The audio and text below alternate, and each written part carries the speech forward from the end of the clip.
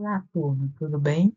Nós vamos dar início à nossa videoaula referente à unidade 2, intitulada Tendências Pedagógicas nas Práticas Educativas, que tem como objetivo refletir sobre a didática no âmbito das principais tendências pedagógicas e a formação de professores, diante das necessidades e exigências atuais para a efetivação e promoção do processo educativo, face ao cenário social político brasileiro. E vamos dar um destaque maior à tendência pedagógica progressista crítico-social dos conteúdos, ou, na sua essência, também podemos encontrá-la, esta essência, nas ideias da pedagogia histórico-crítica criada por Demerval Saviani. Só lembrando que no nosso fascículo disponibilizado para vocês, nós temos lá a organização que o Libânio faz dessas tendências pedagógicas em dois grupos, onde um é o grupo da liberal, pedagogia que é composto por pedagogia tradicional, pedagogia renovada progressivista, que não é a mesma coisa de progressista, tá? A pedagogia renovada não diretiva e a tecnicista. Opostamente, nós temos o bloco aí das progressistas e é composta pela pedagogia libertadora, pela libertária e pela crítico-social dos conteúdos. Esta última é a que nós vamos deixar ser protagonista nessa videoaula e aí nós vamos entender agora o porquê deste protagonismo, né? Qual é o conteúdo de ensino, uma vez que ela se chama crítico social dos conteúdos? Quais seriam os conteúdos priorizados nessa tendência pedagógica? São os conteúdos culturais universais que se constituíram em domínios de conhecimento relativamente autônomos incorporados pela humanidade, mas permanentemente reavaliados face às realidades sociais. Então, não basta que os conteúdos sejam apenas ensinados, ainda que bem ensinados, é preciso que se liguem de forma indissociável à sua significação humana e social. Então, conteúdos culturais universais e foram produzidos historicamente pela humanidade.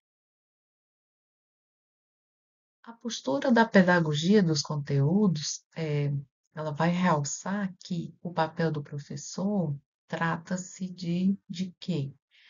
Por um lado, ele precisa promover o acesso do aluno a estes conteúdos, ligando-os com a experiência concreta dele, aluno, né? Mas, de outro lado, de proporcionar também elementos de análise crítica que ajudem o aluno a ultrapassar a experiência, os estereótipos, as pressões difusas da ideologia dominante. O Libânio vai chamar isso de ruptura. É preciso que o professor esteja organizado, teórico, metodologicamente, para esta ruptura.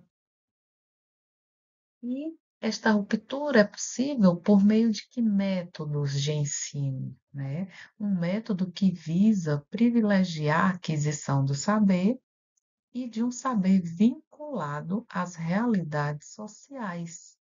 É preciso que os métodos favoreçam a correspondência dos conteúdos com os interesses dos alunos e que estes possam reconhecer nos conteúdos o auxílio ao seu esforço de compreensão da realidade social. Então, aqui nós temos uma imagem de um movimento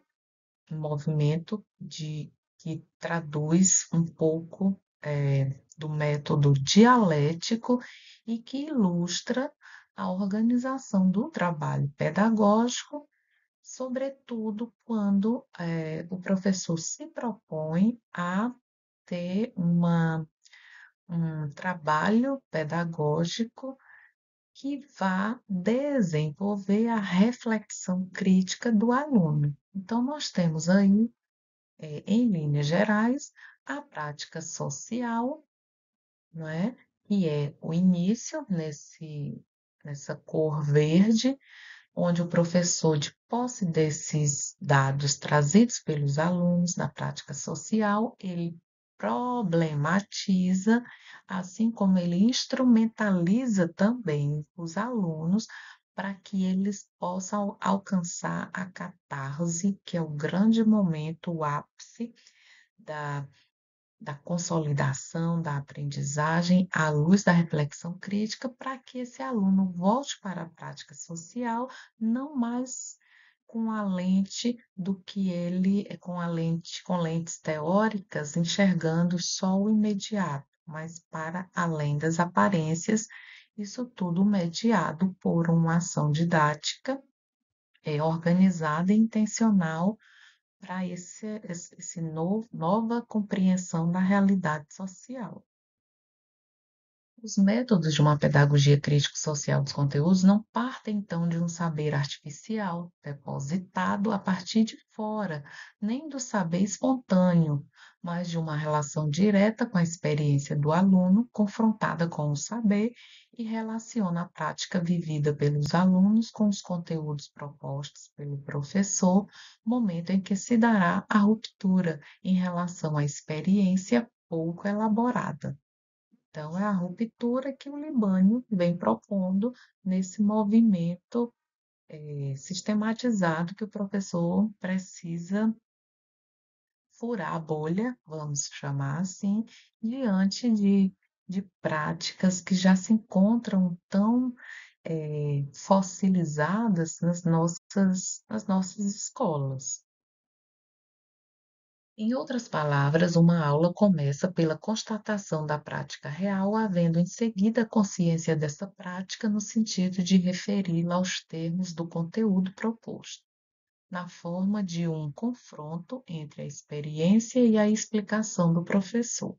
Vale dizer, vai-se da ação à compreensão e da compreensão à ação, até a síntese, o que não é outra coisa senão a unidade entre a teoria e a prática.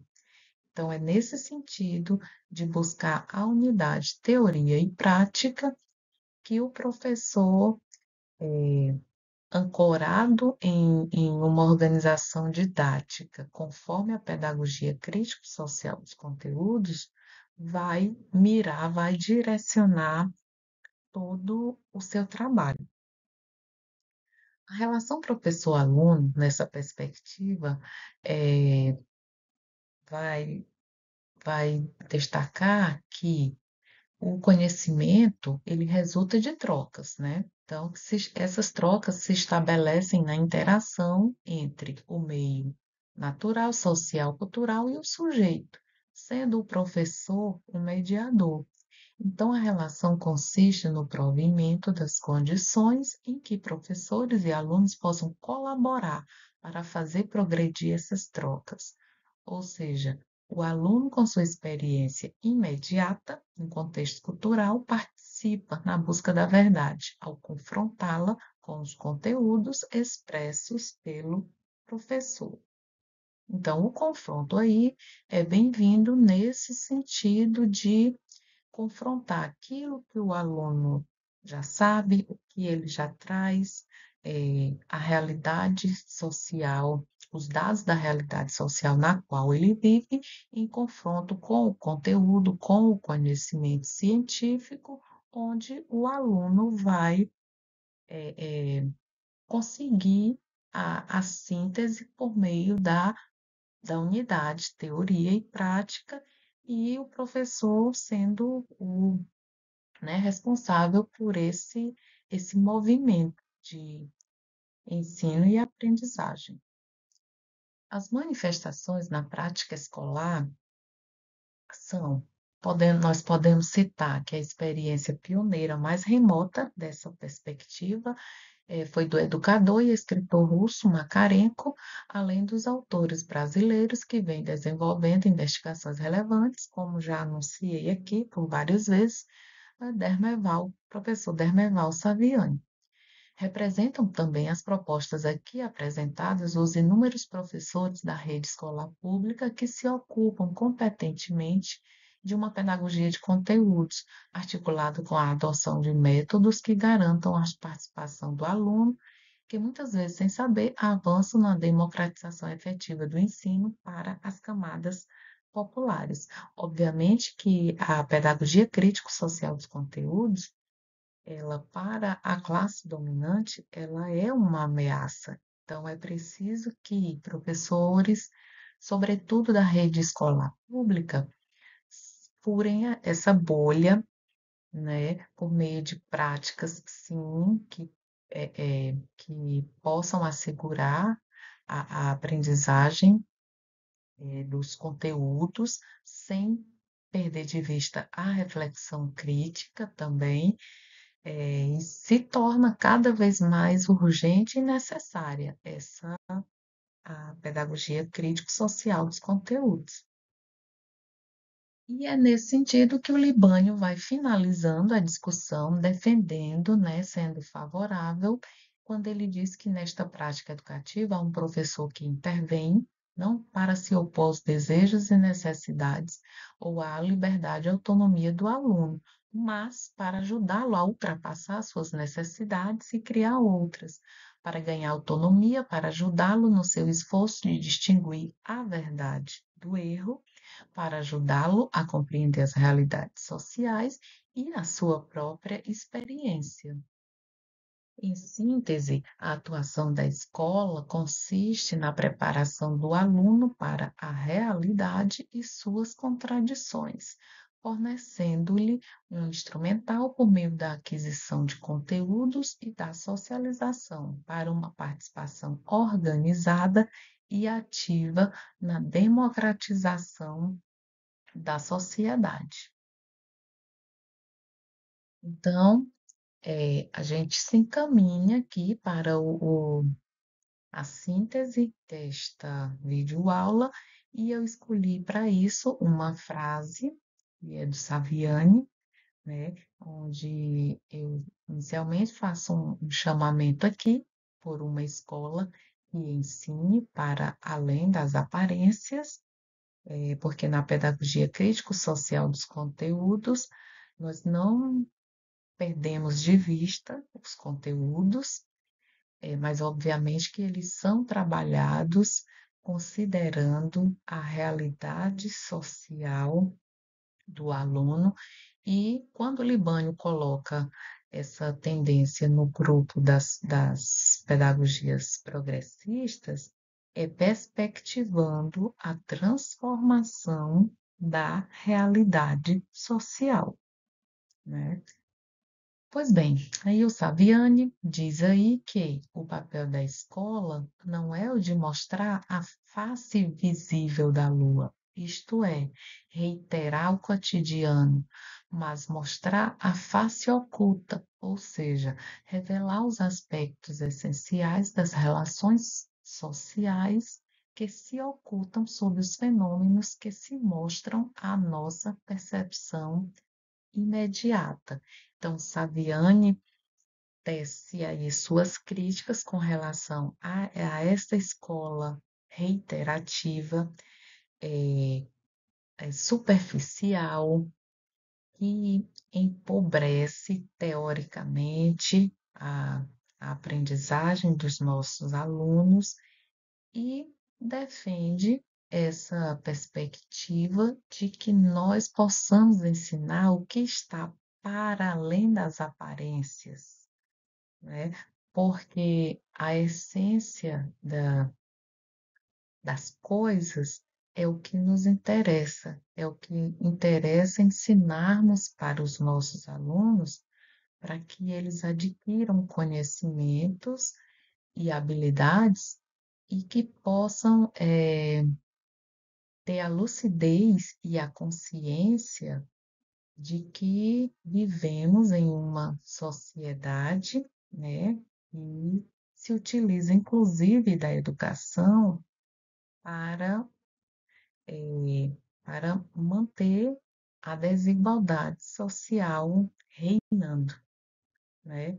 Então, por uma escola que ensine para além das aparências. E é isso, e até a próxima.